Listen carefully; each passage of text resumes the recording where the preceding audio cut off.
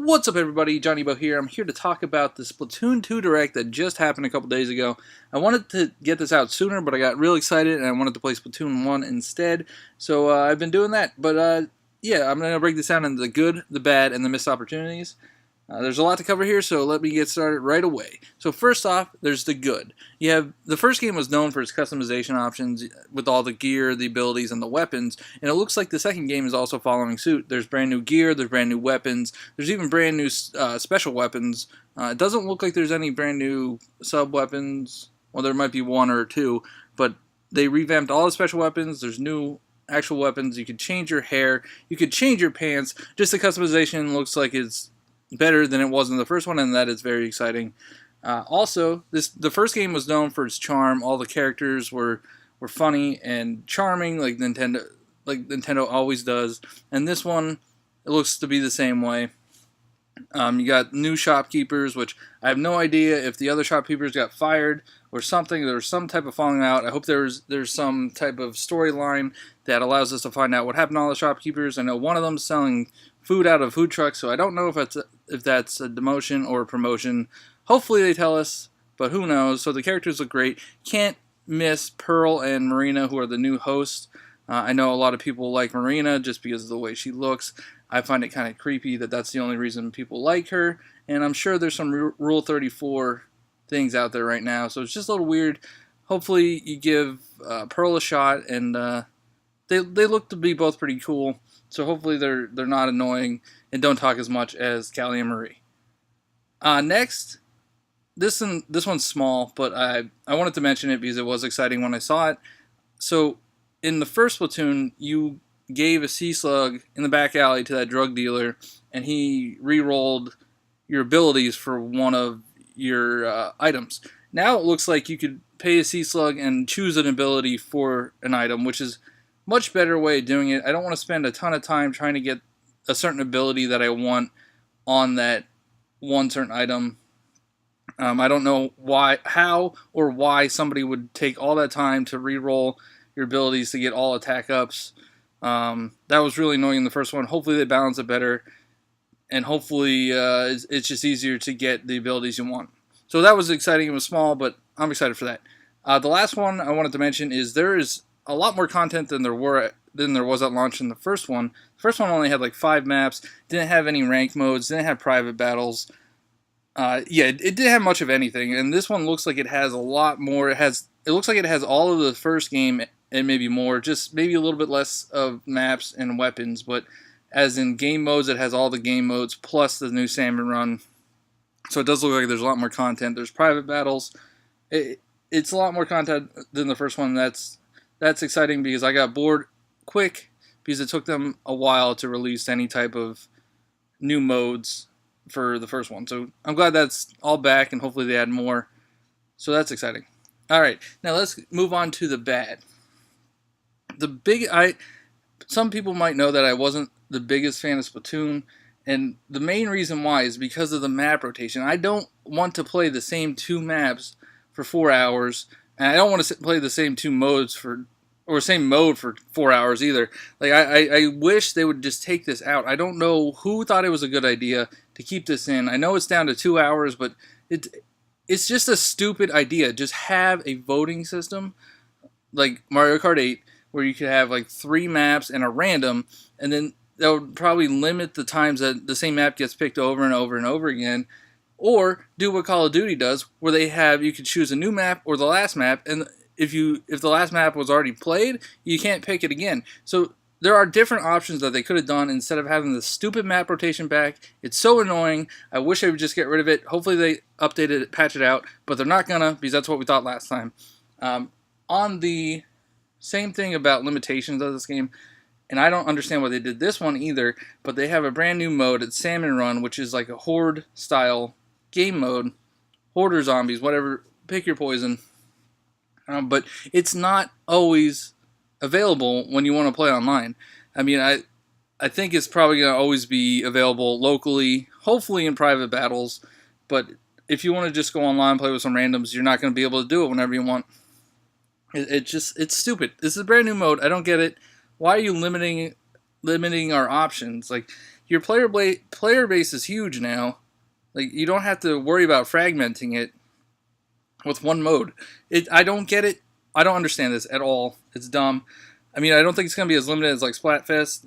People were saying that it's going to be 24 hours long every couple days, so that's not terrible, but it shouldn't be limited at all. I don't understand why they did that. It's dumb. Now, another gripe I had with the first game was the local multiplayer. The first game's local multiplayer was horrible. It was that balloon popping game, and it wasn't fun. It was super boring. Like, I played it once, and it was just atrocious. I don't understand why it looks like they didn't add the ability to play, like, Turf War offline with a local person. Like, why can't you just have that, have bot backfilling, and then be able to play with somebody locally, or 4 people locally, and play against bots? Like, why can't you do that? I don't understand why they can't get this local multiplayer right. It's not that hard. Most games can do it now. It's not that hard. It's stupid. Mario Kart 8 can do it. I know I compare to Mario Kart 8 a lot, but I mean, it is Nintendo, so why can't you just take some ideas from that game and then add it into this game?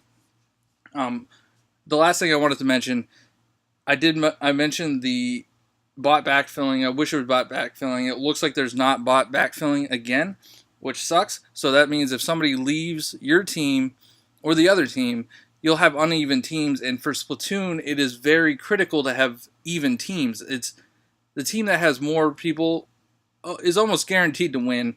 So I wish they would have added bot backfilling. Even just put it in private lobbies. Like, I like playing private battles with people, but when I have uneven people, it's just not fun because the team who has the more people just wins. I don't understand why you can't just add bot backfilling. Again, Mario Kart 8 does it, so why can't Splatoon do it? Alright, so that is the good and the bad that I got from the Direct. Now I'm going to talk about some things that they didn't really mention, and I'm just going to call these missed opportunities. The first one is no leaderboards. I know they mentioned Splatnet 2, but they didn't mention anything about like normal leaderboards, like where you rank in the world or where you rank amongst your friends. Hopefully they have something like that. They said they're going to have total ink, but who knows if that's going to be compared to other people or if that's just going to show you how much ink you spread across the world. But another thing, like, I don't understand why they can't just add leaderboards or some type of basic stats. It can't be that difficult. I mean, I don't understand programming, but it honestly can't be that difficult. So hopefully they add that to the app, and then, yeah, just go from there. Another missed opportunity, I think, is they only showed Tower Control, Rainmaker, and Splat Zones when they talked about ranked modes. They didn't mention anything about additional ranked modes coming. Later on in the day, they tweeted out saying that the free content updates are going to be gear maps and gear maps, which gear, weapon, and maps. Yeah, gear, weapon, and maps, and nothing about additional modes. That was what was great about the first game content updates. There was the possibility of new modes, and that's when they added ranked mode. That's when they added private battle. I just wish they would have said that they're actually going to come up with new modes and release them as time goes on, but sadly it doesn't look that way, so that is very disappointing. Another missed opportunity is I love playing games online split screen with somebody locally. Again, Mario Kart 8 could do it. I don't know why they can't. Why they didn't implement it into Splatoon 2. I really hope that they patch it in. But it is fun going online with somebody locally instead of just playing offline multiplayer, because the first, like I mentioned before, the first Splatoon offline multiplayer sucks, and it looks like this one's not any better. So I hope they implement that. I don't think they're going to, but it would make my experience much more fun. So online split screen, missed opportunity. These next two really don't have to do with the game. It's just more of a like system preference and different issues. So I want to download this game. I want to play this game right at midnight on July 21st, which I don't think I'm going to be able to do. There's no preloading. I don't understand why the Switch hasn't implemented preloading yet. The Wii U had it. The 3DS has it. I'm not sure what they're waiting for. I thought Splatoon 2 being a big game that they would have implemented it for Splatoon 2, but now I have to wait until midnight, buy it, then download it. Hopefully it's not that big of a download. The first game was like 5 gigs, so hopefully it's around the same. It won't take too long to download, but I just want to play it right at midnight, like preloading. I don't know how hard it is to implement, but I wish they would have done it for Splatoon 2. Now, the next one is more of a supply issue. They did not show any bundles for North America. I know Europe and Japan have bundles coming out, but the Switch is very hard to find right now. If they would have just said, hey, we're restocking the Switch and we're going to have this bundle, so go and find it on July 21st. But they didn't say anything about that, so I'm afraid that the Switch is going to be hard to find when this game comes out, and that sucks. If you really want the game and you really want to play it, you won't be able to because you won't be able to find a Switch. I don't get their issues with the supply. They know they have these big games coming out. Like, what are you doing? I don't get it. But yeah, that's the good, the bad, and the missed opportunities that I got from the Direct. I'm excited for the game. Don't get me wrong. I am excited. And I'm excited to play the Splatfest that's coming on July 15th. I will be playing that. I will be streaming that, so be sure to stick around and check that out. I'm also going to get the game at midnight Eastern Standard Time on July 21st, and I'll be streaming that, so it will be a good time, or should I say, it'll be off the hook. I hope everybody enjoyed this. I hope you let me know what you thought was good, bad. Let me know if you're excited. Tell me if you're team ice cream or cake, and let's just have fun when this game comes out. Thank you for watching, and I will talk to you all later.